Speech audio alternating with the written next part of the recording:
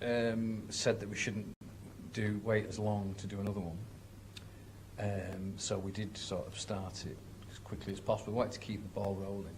So I don't know what happened to the ball. Because once we started, it seemed to have rolled off somewhere.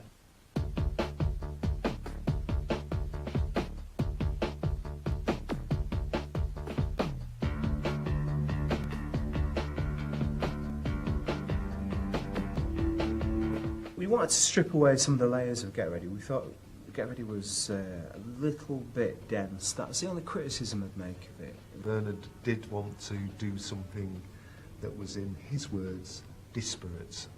We thought he said desperate. I don't know why. It's like I listen to Get Ready and it reminds me of Unknown Pleasures and Closer. And when we were writing this lot, it reminded me of Technique. You know, just the sound of it. There's a lot of New Ordery type sounding songs, if that means anything to anybody. I think we wanted to make it more like our old albums that had lots of different influences there. We've kind of relaxed a little bit and realised it's all right to be New Order, and that's what people quite like about you. Steve, our drummer's got a place about 10 minutes away from me. He's got an old barn and he's got some studio equipment in there, and we kind of write the basic tracks there. I think 2003 we started work at Steve's farm, and it was a big thing for me because I didn't know how it was going to turn out working with a band writing, because you never really know until you get down to it. Lucky and Phil start playing something, because Bernard keeps away with it. He's not a big fan of mindless jamming, but Lucky and Phil could jam for England if it was an Olympic sport. In the past, when we've been making LPs, we would kind of get off it all the time and get drunk and the rest of it, you know. And on this LP, we determined not to do that, really, and to stay pretty well sober for most of the daytime. Anyway, we wouldn't start drinking till about 7 at night. We just carried on working while Bernard was doing as well, because he ended up with a hell of a lot of tracks, which, much to Bernard's annoyance, don't do any more, can't do any more. We were just coming out with idea after idea, and then Bernard was determined to finish vocals on all the backing tracks that we, came up with. We worked on them a bit more, changed them a bit to fit in with him, really, so he could put his stamp on it. And then we had we had 18. Almost enough for 2 LPs. We've got this LP and almost enough for another one, which is very unusual for New Order. I think the feeling is somewhat akin to having a piggy bank when you were a small child. We then went down to a place called St Catherine's Court, which belongs to the actress Jane Seymour. Sort of haunted house type vibe. I shared a room with many spirits. Which I thought was great. It was a great place. It was nice. It's nice being on your own. We had to move out of the Jane Seymour place. Bernard was getting a bit freaked out, by the spirits or something there. He didn't take kindly to it. And then we went to Real World, where we always work, which is Peter Gabriel's studio. We have to go there to stop Peter Gabriel running out of money, and it's just a traditional old charter or something that when the Order make a record, they've at least got to pay a flying visit to Real World.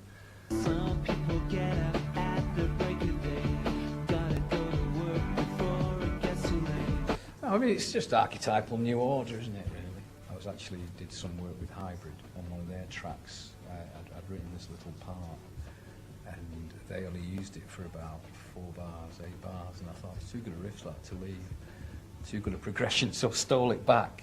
This mixes a bit of machine drum technology with real instruments. And the reason it's called Crafty is, well, yes, that is the reason. We just couldn't come up with a better title. Maybe we didn't try hard enough. You've gotta look at life the way it ought to be, looking at the stars from underneath the I tree. wouldn't say I was looking forward to it with relish. I'm not a mad Scissor Sisters fan. I found their music a bit rocky, a bit cabaret, but she did a great job of that. And with Jetstream, we took it as far as we could, and then we felt that we needed some fresh input on it. So we took it to Stuart Price, who was in Les Rhythms Digitalis, and then we still felt that it needed some additional vocals on it, you know. The lady singer from the Scissor Sisters, who's called Anna something, I refuse to call believe that her second name is Matronics. I was blown away when I heard it, because she actually takes the start and second verse, which I didn't expect her to do. I just expected her to do BV's backing vocals. But as soon as I heard it, I think it was right. I was really blown away by it. I think she's got a fantastic voice, really fat and ballsy, you know. And not bad for a girl. We're so high, I'm watching all the clouds drift by. Below me, we should try. It's been so long since I made you cry. Waiting for the Sirens call again. It was just was bass led. It's quite nice. 2 singles for me anyway. Are bass led because they both came from bass riffs. The vocal in particular, Bernard's melody on it, is what really carries it. And I think compared to Get Ready, it's quite organic sounding. It's got that kind of timeless nuance on it. Like atmosphere, like Jordan, you know, it's got that kind of timeless classicness about it. I felt it was a very important track. And it kind of put me on the spot when I came to write it. I wanted to do a good job with it. Which doesn't really work for me. When I do my best work, I usually don't care about something. I really don't care about it, I'm very flippant about it, and then somehow I do my best work. I really want to do a good job on this track. So I was a bit kind of panicked, didn't know what I was going to write the song about, and then it just kind of wrote itself, really.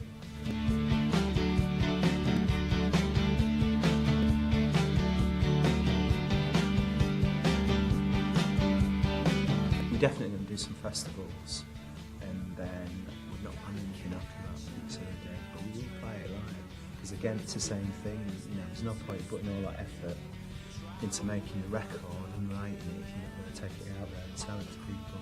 You'll be coming to a town in your country, or neighbouring country, shortly to play a concert.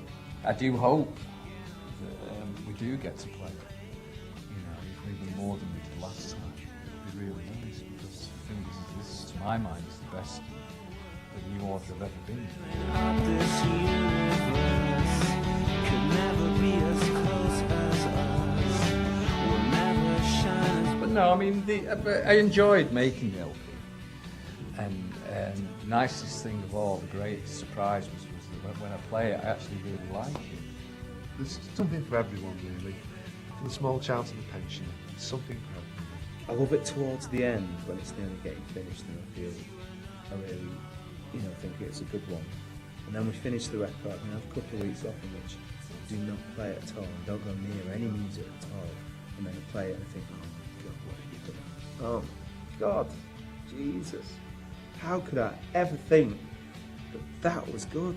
Oh shit, we're going to have to do it all again, I get this total paranoia. But with this record, I haven't got that. I think it's actually a very good record. But it's probably just delayed paranoia.